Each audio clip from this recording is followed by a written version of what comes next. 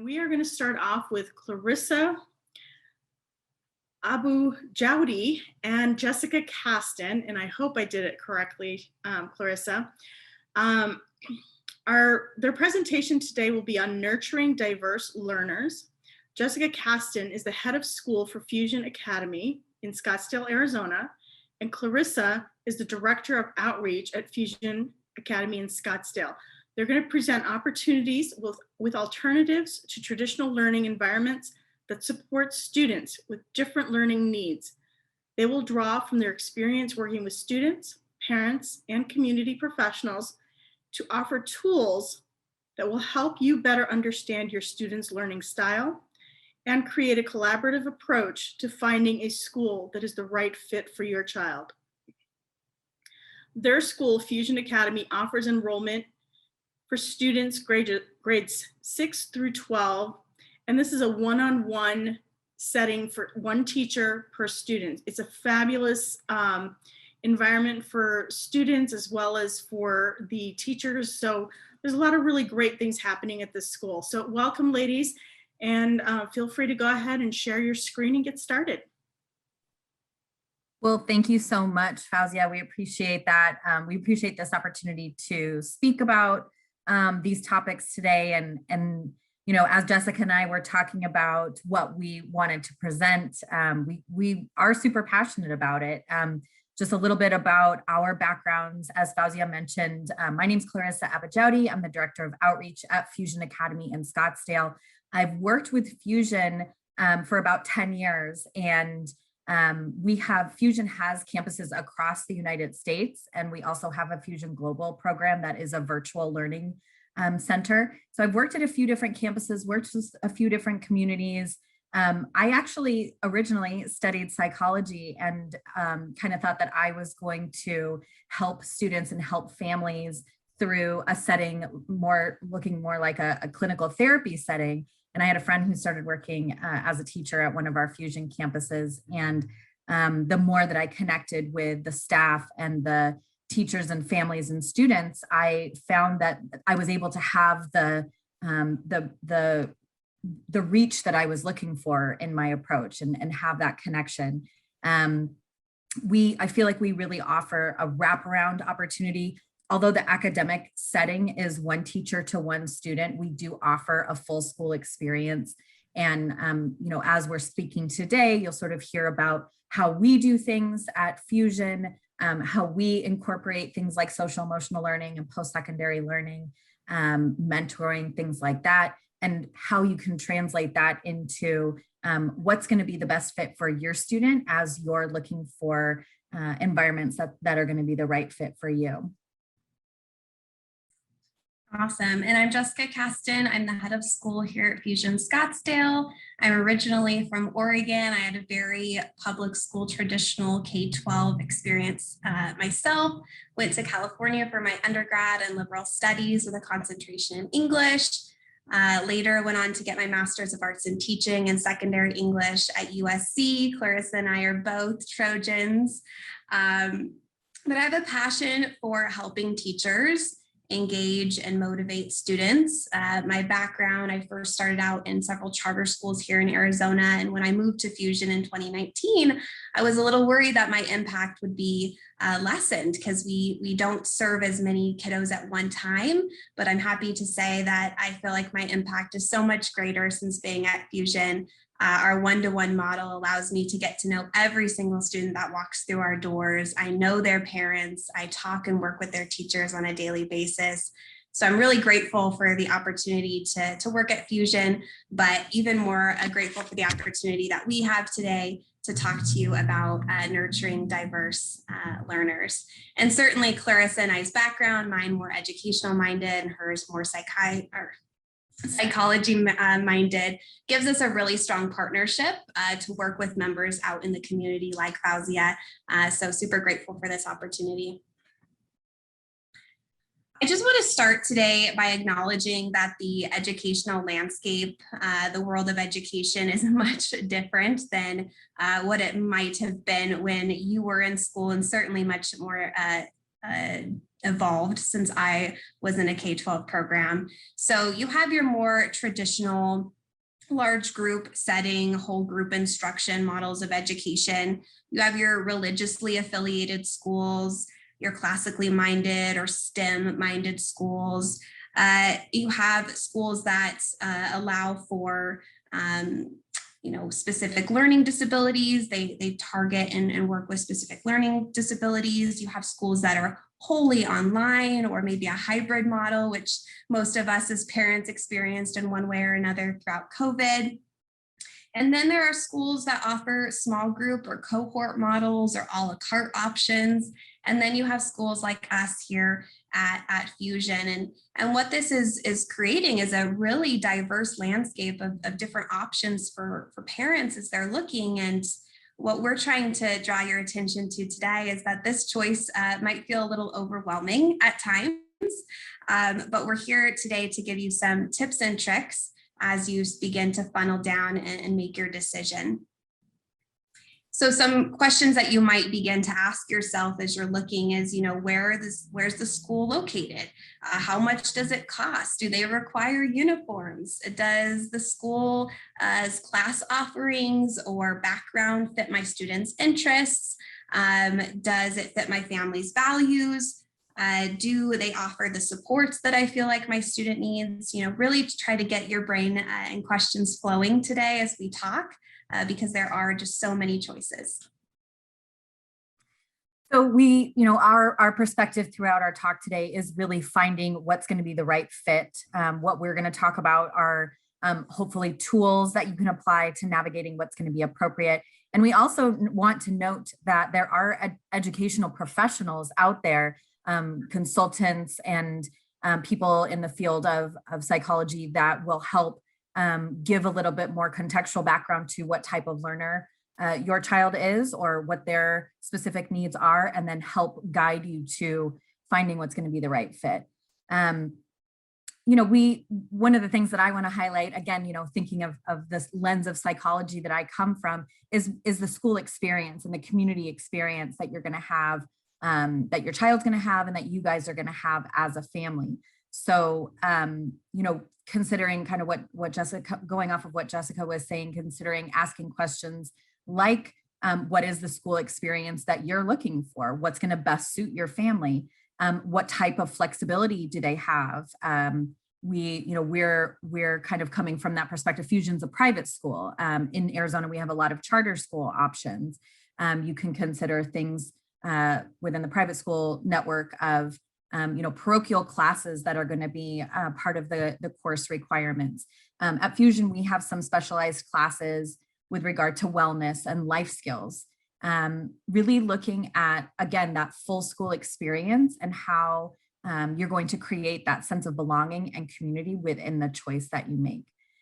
We also want to highlight that as you as parents are looking at these options and processing these different choices, the kids are doing that too, right? And so they're going to be looking to you as far as how to navigate different learning environments, how to find something that's the right choice. And so it's important to sort of like consider what message you're reflecting, as well as how you're helping your student to learn about this idea of school choice, rather than stacking up the way that they learn or what may best suit them with, just sort of an overarching idea of what's a good school choice. All right, so with so many choices, you might begin to ask yourself, where do you start? And so I like to think of it as, a Zillow, or when you're searching for a home, you've got to put those filters on in order to start to funnel out the best fits for you and your family. And so 3 buckets that I would encourage you and your family to kind of really begin to talk about at home are, what are your student strengths?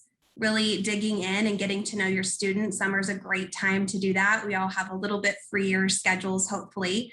What are they good at? What do they enjoy? And maybe even asking family and friends and people who are around your kiddo on a regular basis what those strengths look like, so that you can begin to match those with a really good fit in terms of school. And then the second thing I would encourage you guys to talk about with your families is, what are your goals? What are your short-term goals and your long-term goals for your students? You know, long-term, are you looking for a school that they can start out in kindergarten and graduate from in 12th grade from the same campus?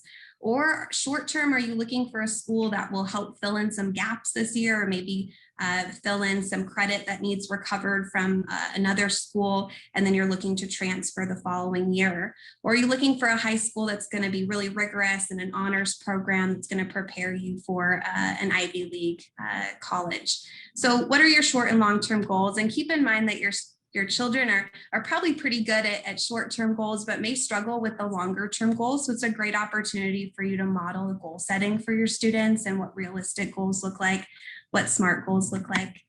And then the last thing is best fit, right? Some schools will require parents to volunteer in terms of enrollment. Some schools will require a cost, as most private schools do. And so what is your time and financial investment? What's your bandwidth there as a family? Are you going to be able to have the time to help your student if they're going to a more rigorous private school that has, you know, a 2 to 6 hour homework requirement? Are you going to be able to accommodate that in your family schedule? Or are you looking for a school that handles homework here in the school building like Fusion does? So there's lots of time and financial investment fits. And so starting to funnel down, okay, what can we commit to as a family in terms of time and finances? And again, looking at those opportunities to create the right fit, things like, as Jessica was saying, if all of your goals and your needs aren't able to be met under one roof, can you look for support services, learning center opportunities, extracurricular opportunities? And like she said, is that something that you can incorporate into the way that your family operates and functions throughout the work week and throughout the academic commitment? You know, as I mentioned in the last slide, creating that vision of the school that's going to be the right fit based on the child and not so much on the external ideal. Really taking time to reflect on your family values and thinking of how you see your student developing. And, Jessica made the point of, are you looking for a school that's going to support your learner from kindergarten through 12th grade, but are you also able to, or have you also considered that there may be a point in 3rd grade and 9th grade? I mean, we've had calls from families in 11th and 12th grade where just because the way a student develops during certain developmental stages, it may not be the right fit anymore. And so, when can you have that opportunity to pivot and to kind of see what's going to be an alternative, or what can we advocate for within this particular setting? Just considering what environment is going to be able to, where are they going to be able to build on their strengths, and where are they going to be lifted up in areas that they need additional support.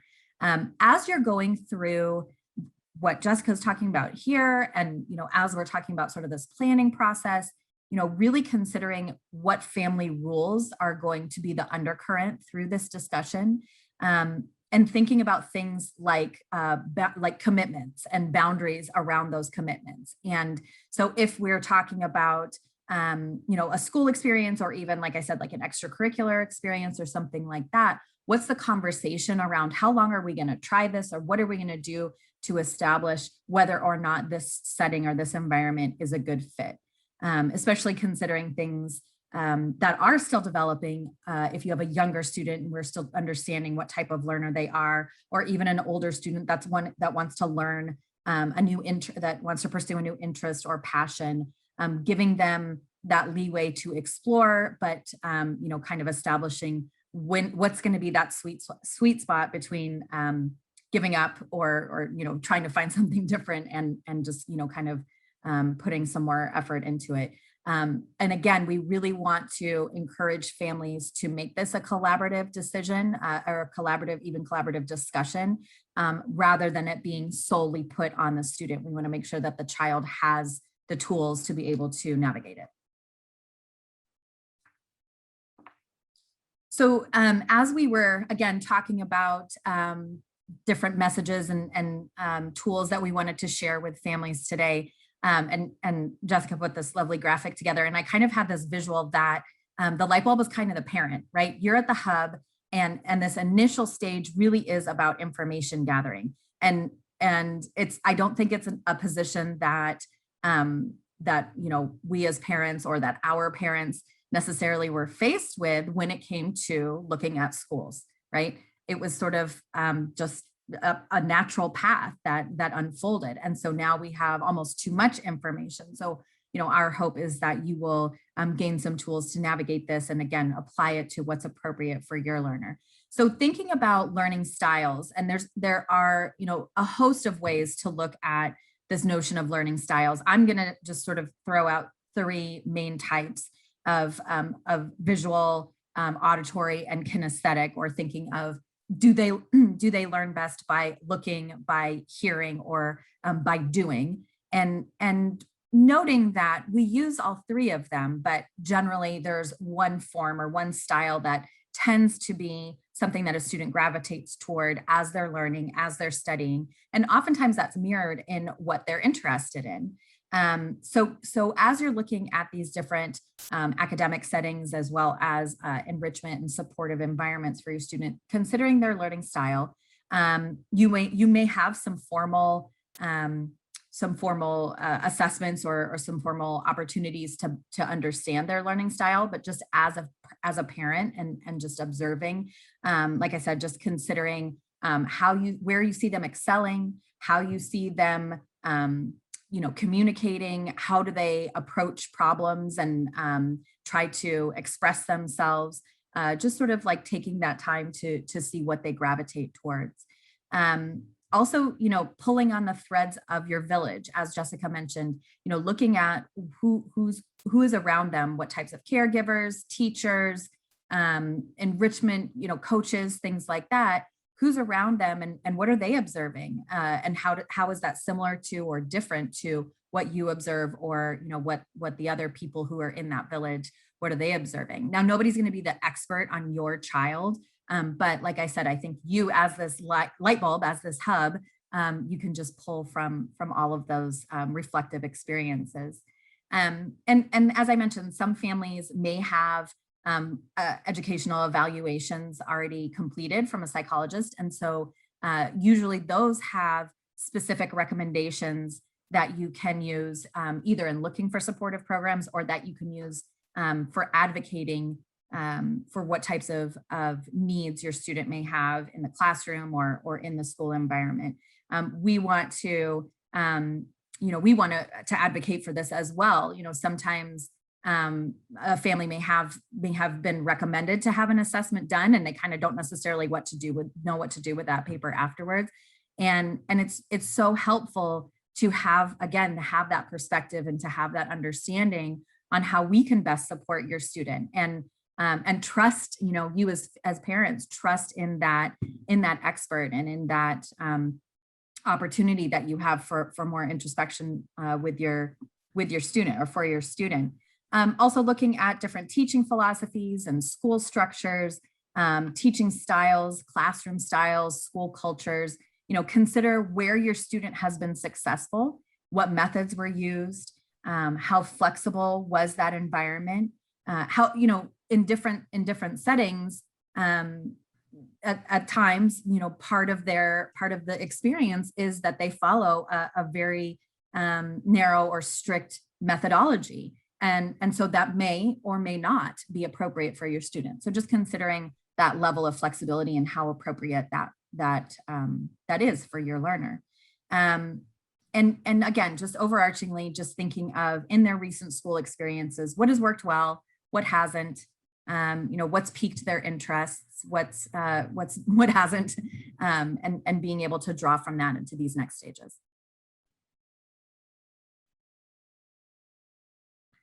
Great. So as parents begin to gather all of that great information and begin to funnel out which schools might be a good fit, and they come to schools like Fusion to tour and to meet with the administrative team, these are just a few things that we often hear from those parents. So if you identify that your student works really well one-to-one, I would encourage you to dig in a little bit deeper on these types of statements. For example, why do they work really well one-to-one? Is it because they're unable to focus in a larger whole group setting? Or is it because they struggle to ask questions in front of others? Or do they feel like the pace of the course is too fast or too slow, and so they start to zone out? Really giving it some time to work through, okay, I've identified the strengths, but now I'm going to dig in to see what the why is. And that why brings about so much good data for us as private schools to then customize a plan for your student. So staying with my child works best when expectations are clear. I certainly agree. I think we all do, right? But what does that look like and why? Do they need it, the expectations written, or do they do better when they're verbally given, or both? Or do they need some redirection or some check-ins in order to make sure that expectations are clear?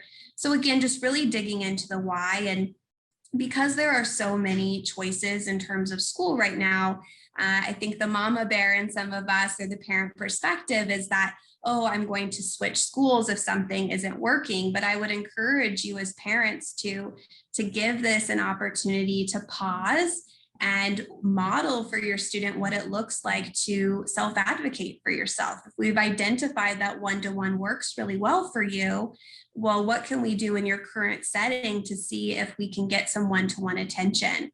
Or if we know that you need expectations to be clear, you need a connection with your teacher, what can we do in your current setting to make that come true? Can we email the teacher? Can we sit down with the administrative team?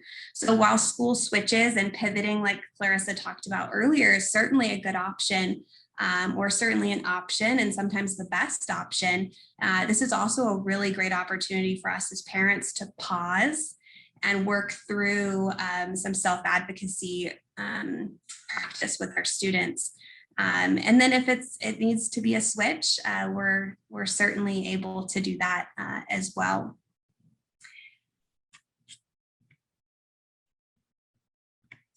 So as you are identifying those strengths and you're working through what that looks like for your individual student, I wanted to just take a moment to tell you a little bit about Fusion and how we identify student strengths here at Fusion and customize a plan to work with them one-to-one here. So assessments is our first step. And I know that that can kind of be a cringe word for some of us, testing, but it does give our teachers some really good places to start and some real data on students. So we use measurements of academic progress, which gives us some data with reading in regards to reading and mathematics. We also test students with a test called MindPrint, which tests for executive functioning skills, including short and long-term memory and processing speeds. And then we encourage parents to bring their student for a shadow day or a couple tutoring sessions so that we can get them into a few classrooms, meeting with a few teachers, so that we can get some narrative input from teachers. In addition, if you have that narrative input from the student's current school, we're certainly going to use that.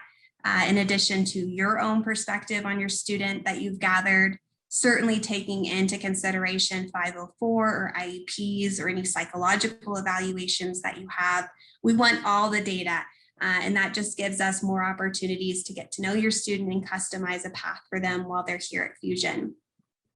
We're going to look through all of those data pieces, though, through our teaching philosophy, the lens of love, motivate, teach.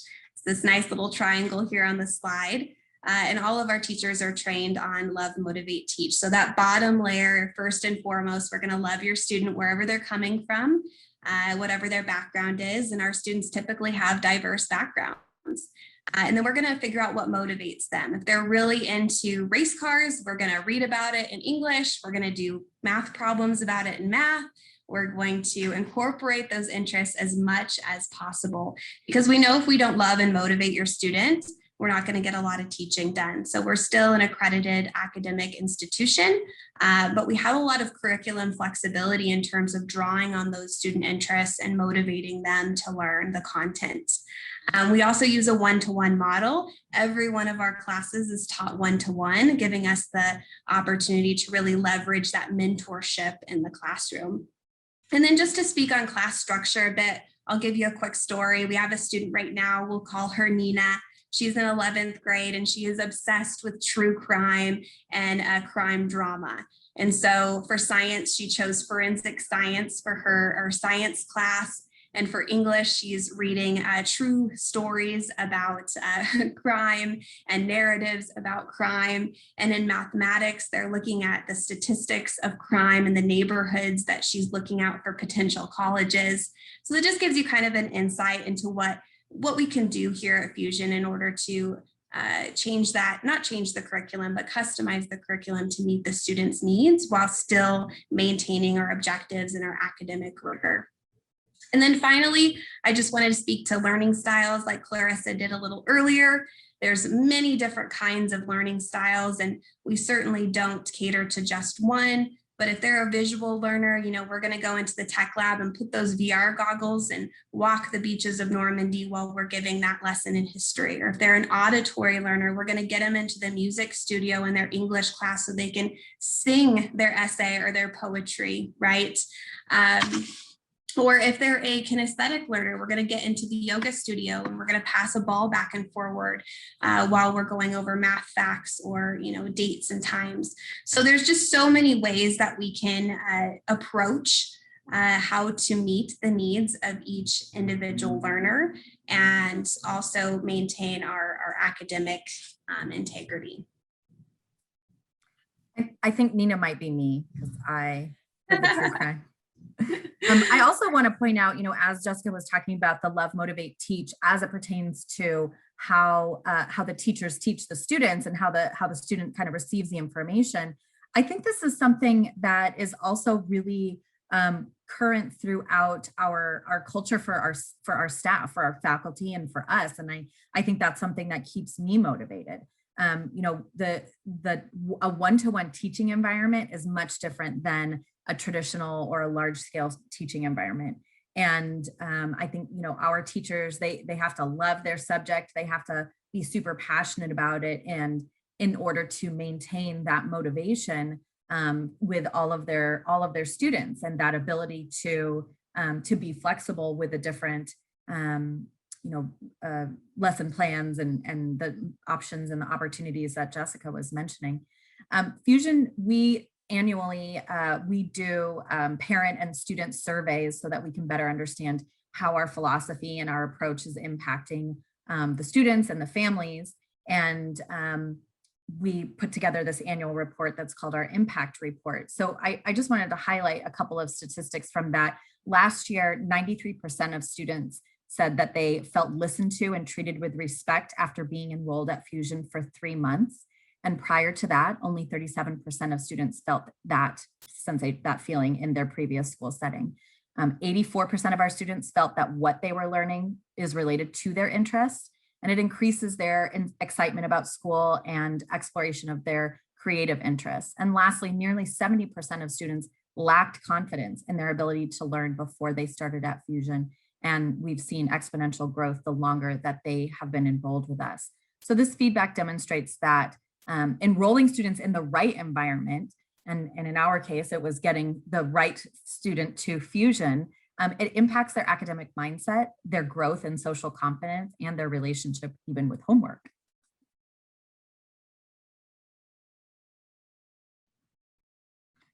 Wonderful. So now that we've reviewed how to better understand your learner, let's talk a little bit about how to match those qualities with a good school fit. So the first thing that I would encourage you to ask is, how does the school or schools you're looking at approach academics? Are they a highly rigorous honors AP program that is getting your kiddo prepared to be competitive for an Ivy League school? Or are they more of a trade school minded program that maybe they graduate high school with a trade certification? Or are they a school that's focused on a specific learning disability and serves a very specific population? So at Fusion, we have 3 tracks. We have the essential level track, that is our special education modified program. We also have the college prep track, which is your average college bound student. And we have an honors track that offers a bit longer semesters with more rigor. So really digging in and asking what their approach to is for academics. And then the second thing I'd encourage you to look at is how are they looking at scheduling and how open are they to being a little creative with scheduling? A lot of times we'll meet with parents that are completely surprised that a lot of schools will allow you to use them as a la carte, coming to Fusion for the electives and then going to another school for core subjects and going to yet another professional for maybe executive functioning or speech therapy, something like that. So looking to see if they have a flexible schedule that could accommodate maybe a more a la carte program, or do they have a set schedule where your student is there the same time to the same time every day and the summers are off, things like that. Another unique feature of Fusion is that we are year round and we have rolling enrollment, right? So your student can start and stop with us when they so desire. And we can work with students to accelerate their programming to maybe graduate early. Alternatively, we can work with them to slow down the pace and go more at a pace that is, works for the family. Maybe they're a gymnast going to have aspirations of the Olympics and need certain times of the year off to compete. And that's something that we can accommodate at Fusion. Or maybe they're just like one of our recent graduates, really motivated to go off to college and want to do 2 years in the span of 1 year and accelerate through junior and senior year in high school. So we have lots of flexibility here at Fusion, but if you're looking for a more set schedule, that's certainly an option here and elsewhere as well. And then of course, with COVID, it's certainly been on all of our minds. What does the virtual platform look like for the school that you're looking at? Will it be easy to go virtual and back in person? And is that important to you? How did they do virtual over COVID? What was their success there? Or what were some hiccups? At Fusion, we have a full in-person academy, but we also have a virtual program and we can flip back and forth. If your kiddo's just not feeling good or you're running late and won't be able to get them here on time, no problem, hop on Zoom. If that's something that's important for you and your family, it's certainly an option that you'll want to talk about or talk through with different schools you're looking at. And then the last one is course pacing, again, allowing for acceleration. Or if your student really struggles in math, maybe they only take math once a week, and really allow it to simmer and sink in before they go back to the next session. So definitely asking about what scheduling looks like at the schools you're looking at and, if they're open to offering a la carte or if they're set. Again, going back to that idea of who is your child and what's really important to your family. And one thing to consider is the social emotional learning. And so if that's something or the level of importance that has for you, consider how it's incorporated into the school, into the culture on the campus or within that school framework. Things like, do they have social workers on campus? Are there regular assemblies or groups that meet that speak to themes that are important to you or mental health topics? Adolescent development, peer relationships. What's a school policy? What are the school policies on dealing with challenging situations like bullying? Are there opportunities within the school, even outside of an academic experience? Are there opportunities where students can gain introspection and self-awareness? You can look on, especially private school websites are very in-depth and looking at all of the different facets that your experience would be like if your student was enrolled in a private school experience, in a private school. So you can look on the school website and learn more about different topics. And obviously there are different sites that go into reviews and things like that. But also I think it's really interesting to talk to administrators and see how they speak about the programs on their campus. Do they speak about it with that same level of importance that mirrors what's important to your family and your student? At Fusion, we develop our teachers also as mentors. And so we incorporate professional development that relates to what we're hearing is needed from our community. Either it's from the teachers directly, what they hear from their students, especially in that one-to-one environment, what we hear from parents, and then of course, working really closely with our community of professionals, and then a lot of times incorporating those professionals to provide the professional development to the teachers, as well as student engagement opportunities, and then parent community education nights as well. And then next, continuing with that theme of exploration and choice and what's the right fit, we use that in our approach with our post-secondary support too. So we obviously have students with a wide range of interests and goals and needs at Fusion. And so we want to connect them with the post-secondary resources, either through our courses and our counselors and within the Fusion framework, or with an outside expert or outside resources that are going to be the right fit. So this may look like things like developing independent living skills, or a structured gap year where they're going to learn a trade, a skill, they're going to gain work experience. They may be, as Jessica was talking about, some of our different academic programming, they may be on the track for a more traditional university application and experience. And so they may be looking at a large university. And so again, thinking of, well, how can I create my community within that setting, or looking at liberal arts schools, smaller schools, just what's going to be the best fit for their emotional as well as learning needs. So our goal in a highly specialized program like Fusion is to help our students to learn what helped them to feel confident and successful, and how can they replicate that in their post-secondary experience. What resources were they plugged into in high school that they can also look for in their college or other post-secondary experience. So this may look like things, if they had a therapist while they were in high school or in middle school that helped them to be successful. Can they continue to work with that therapist, or can they find somebody to work with, or making sure that they find somebody to work with that's going to be in the next environment that they look for? What types of extracurricular opportunities are there? What types of community experiences? Things like Greek life, a lot of times that can make a large university feel a little bit more manageable and offer those peer groups. And then learning center support. Now, all schools will have some type of learning center, but especially if you do have a diverse learner, a student with very specific learning needs, we want to look at what does that learning center look like, right? And so who has access to that? Do they need to have some kind of documentation to be able to access the learning center, to access different support options?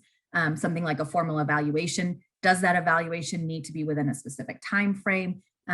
Just thinking about how can your current school, and again, your current village around you and your students and your families help so that there isn't a gap in those services.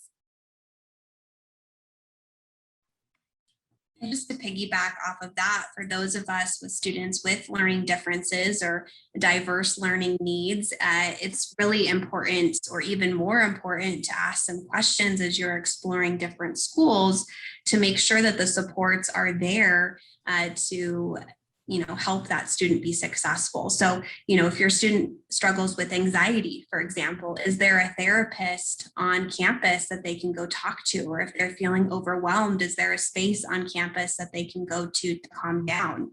Or if your student struggles with chronic illness, what's the school's attendance policy? On mornings where they cannot get up, where they're not ready for school that day, are they going to be penalized, or are there options or workarounds to make up for that lost time? Same with what if there are periods that they're seeking out treatment? Is there an opportunity to pause classes, or do they miss out on opportunities to learn? If your student struggles with attention or focus, a good question to ask is, what is the teacher's ability to redirect? Are they going to have time to circle back to your student when they're struggling to focus during class? And similarly, what's the behavior program look like at the school you're working with? Because oftentimes that lack of focus can demonstrate itself in classroom management issues. And so what are the consequences for that behavior, and what are the mitigation efforts that the school is putting forth? And then finally, students who are on the autism spectrum, what is the training or the background of the teachers at the school you're looking into? And in addition to that, what's the ongoing training for your teachers and your staff who are working with students with diverse learning needs. So certainly all important questions to ask and consider as you're looking at schools, and just to get your thinking caps on that. All of these are just things that we as parents wish for our kiddos, and just really great questions, and certainly ones I appreciate as I meet with families that come into Fusion. So here's what we hear a lot from parents when we pick up the phone at Fusion, when they call us. We hear, my child hates school. We hear the teacher isn't good. We hear the way that the school handled COVID learning wasn't supportive. We hear about how behind their student may be, especially after this past year, right? We hear a lot. I only received notice that my student was failing or my student was struggling at the end of the year. There is a sense of panic when we pick up that phone, and rightly so, right? I mean, these are our children, and we had this notion that we were sending them into this environment that was going to nurture them and support them and help them, and we kind of have to course correct, right? Their academic journey isn't panning out the way we thought it was going to. So we want to say that there are resources out there. Fusion is one of them, and we're here to help. And so now is the opportunity that you can seek additional help, and your child is going to be okay. So let's consider what you do have control over, right? Like, what can you do now that you have this new information, or that your student is in this unprecedented experiences. So it's helpful when parents come in and they ask us questions. So let's think about this summer, right? So a lot has happened in the last whatever it's been, 16 months. And so considering, what do we want to focus on this summer? Is it credits? Is it learning loss? Is it skill building? Is it social experiences? Is it having a family experience together? And then beyond that, especially looking at things like the fall and other new programs or new enrollment opportunities, helpful questions to ask are, considering, what did you learn about your student, as we talked about earlier in our presentation today? What did you learn about your student during that preparation, right? What are you guys looking for as a family? What's going to be the best fit for your student? So ask yourself, what do we want to focus on this particular summer? Is it credits? Is it learning loss? How flexible is the school schedule? What's the homework load like? Who is there to help my child with their homework? What kind of parent communication is there? Obviously, as I mentioned, a lot of times families are jolted because they don't receive that communication until the last minute. So I think that's a really important question to ask. And is there, again, considering that student and family experience, is there a parent group that I can talk to, or alumni group? We look for, when you are buying something on Amazon or at Target or something, I look at the reviews kind of first and foremost, right? And so the same holds true with schools. And of course, there are always these one-off experiences that people have. And I kind of think of it as, we don't know the whole story, but here's an opportunity to really have an understanding of, is what is being said that is gonna happen with my student or happen with my child, is that really going to happen in this school experience? So as I mentioned, considering how to get the most out of this upcoming summer, it's obviously going to look a lot different than most of the other summers that we've experienced. And so rather than approaching it in a panic and thinking that you have to fill in all of the gaps all at the same time, again, just consider what areas you and your family want to address. This is a good opportunity to get your students' perspective. And I think it's a good opportunity to teach them about work-life balance, thinking about what academic responsibilities do I want to take on? And then also, what do I want to explore? What other interests do I want to look into, or just sort of experiences do I want to look into?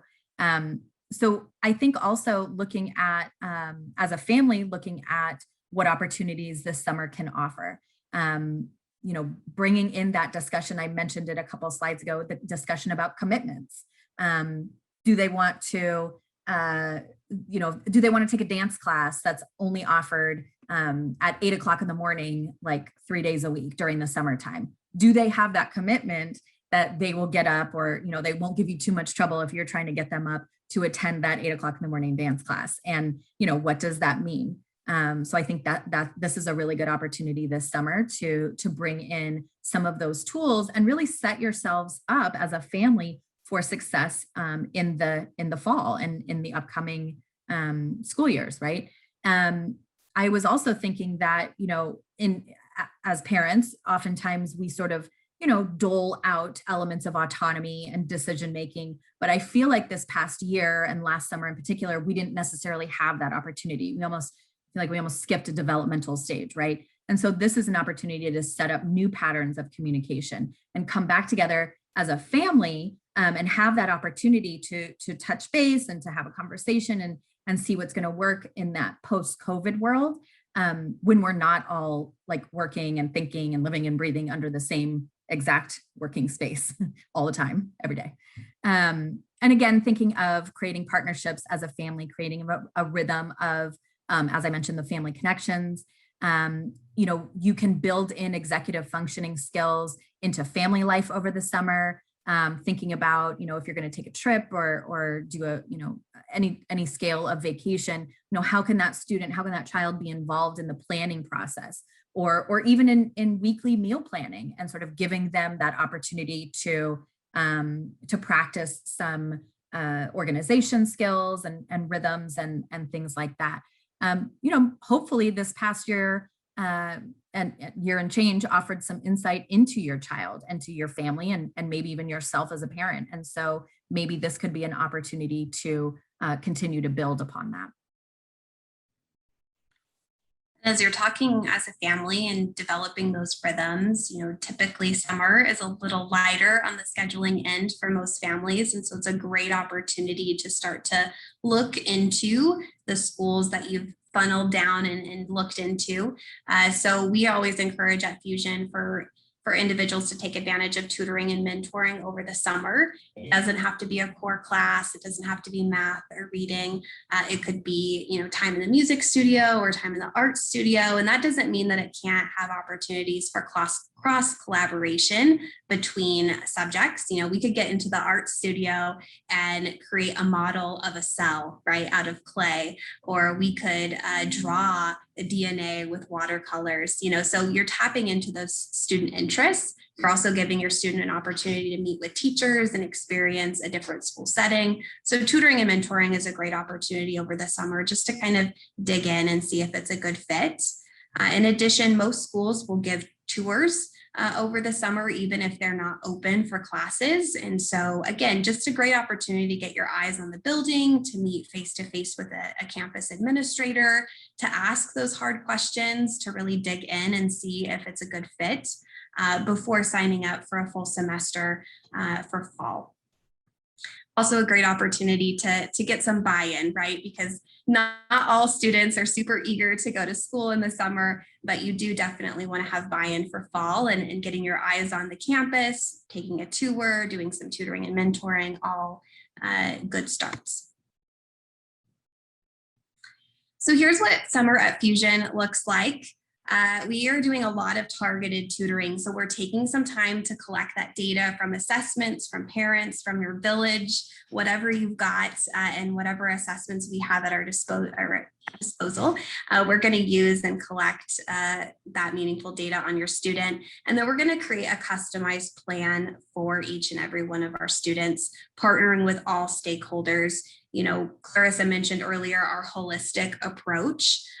So we know that we're really great at 6 through 12 education, but we partner with a lot of great local professionals who are good at the speech therapy component or the therapy component. And we're going to partner with all of those stakeholders, including parents and teachers, to really give that student a holistic approach. And all of that's going to be seen through the lens of our teaching philosophy of love, motivate, teach.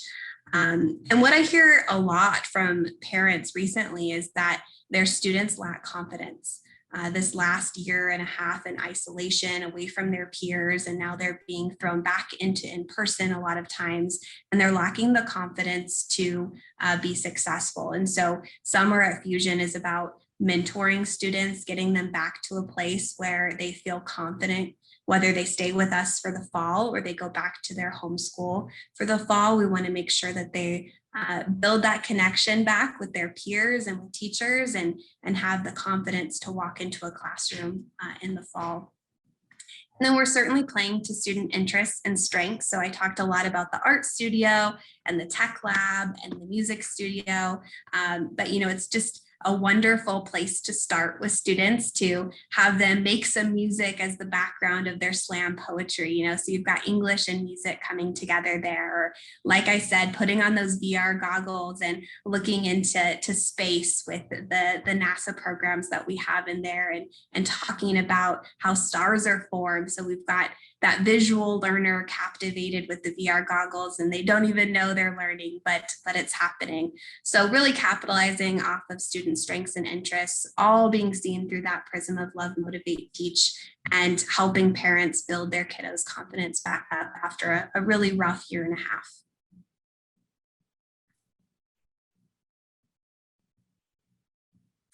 So we just want to thank, first of all, we want to thank Fauzia for offering us this opportunity and offering us this platform to speak on a topic that we are obviously super passionate about. We appreciate anybody who joined us today and was interested in this topic, because I feel like that's the first step in creating ownership over the education process, especially for these young kiddos. Our goal at Fusion is to be a resource in the community and to empower students and their families. So please don't hesitate to reach out to either of us. Obviously, all of our contact information is listed here. If there's something that one of our programs at Fusion can help with, or one of our community partnerships, we'd love to be able to make that connection. You can visit our website, fusionacademy.com, and click on any of our locations to learn more. But also you can see the course offerings, schools that are doing campus tours, our community education experiences. The full impact report is there if that's something that's of interest to you.